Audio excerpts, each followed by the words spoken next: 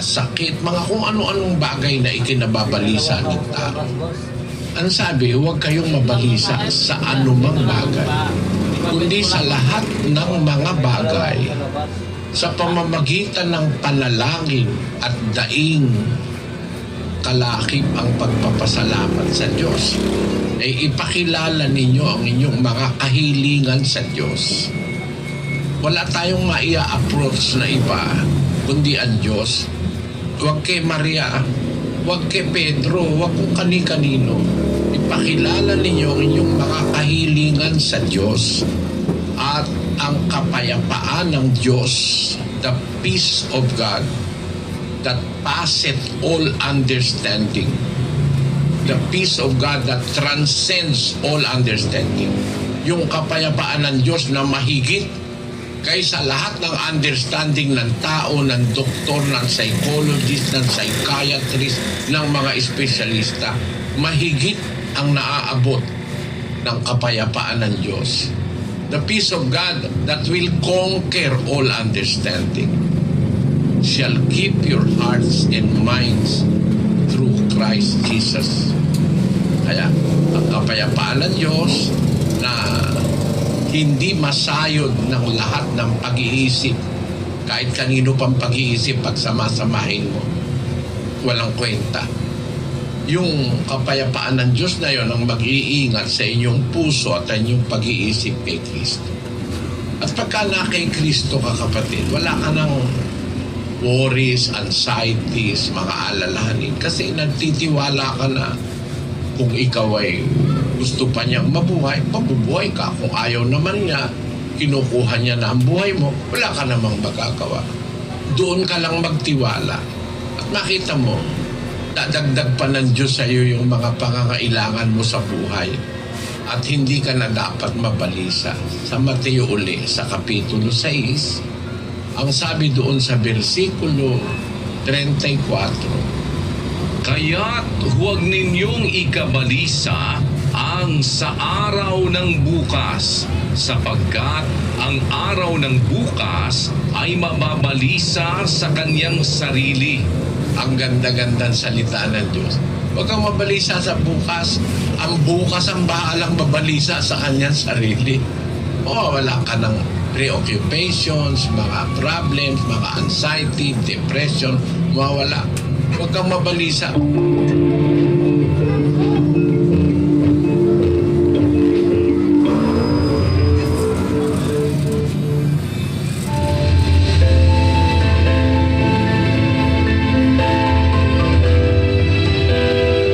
Huwag kayong mabalisa sa anumang bagay.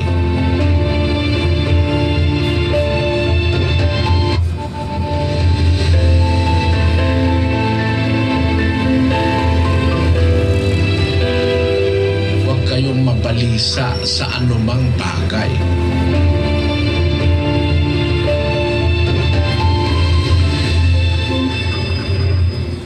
Kailangan lang magtiwala tayo sa Diyos.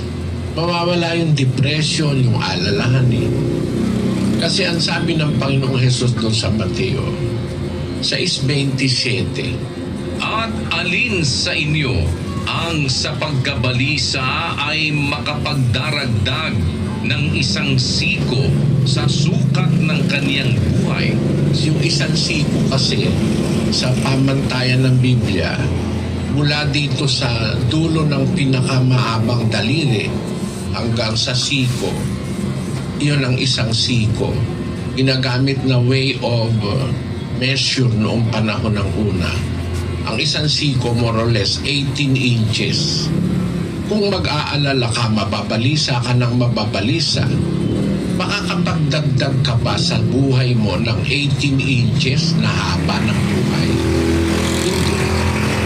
Hindi nakakapagdagdag ang pag-aalala.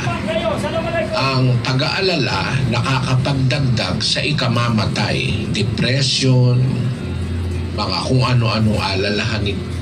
Ano ang payo ng ating Panginoon doon sa 6:33? Datapwat hanapin muna ninyo ang kaniyang kaharian at ang kaniyang katuwiran, at ang lahat ng mga bagay na ito ay pawang idaragdag sa inyo. Hanapin muna ninyo ang kanyang katwiran, ang kanyang kaharian. Lahat ng mga kailangan mo idadagdag sa iyo ng Diyos. Hindi makakapagdagdag sa buhay ang pag-aalala. Para maalis yung pag-aalala, ano ang payo ng Panginoon? Basahin natin ang 4:6 ng Pilipos. Huwag kayong mga balisa sa anumang bagay, kundi sa lahat ng mga bagay sa pamamagitan ng panalangin at daing na may pagpapasalamat ay ipakilala ninyo ang inyong mga kahilingan sa Diyos. At ang kapayapaan ng Diyos na di masayod ng pag-iisip ay mag-iingat ng inyong mga puso at ng inyong mga pag-iisip kay Kristo Jesus. Huwag kayong mabalisa sa anumang bagay.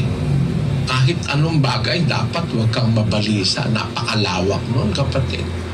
Kakainin, daramitin, iinumin, tatahanan, gagastusin. Huwag kayong mabalisa sa anumang bagay. Mga bagay sa palibot-libot ng buhay natin.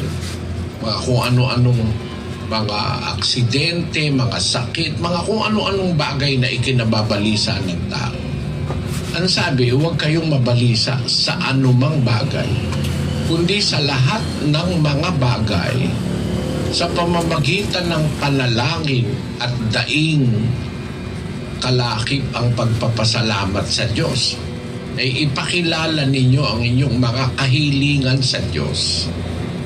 Wala tayong maia-approach na iba, kundi ang Diyos. Huwag kay Maria, huwag kay Pedro, huwag kung kani-kanino.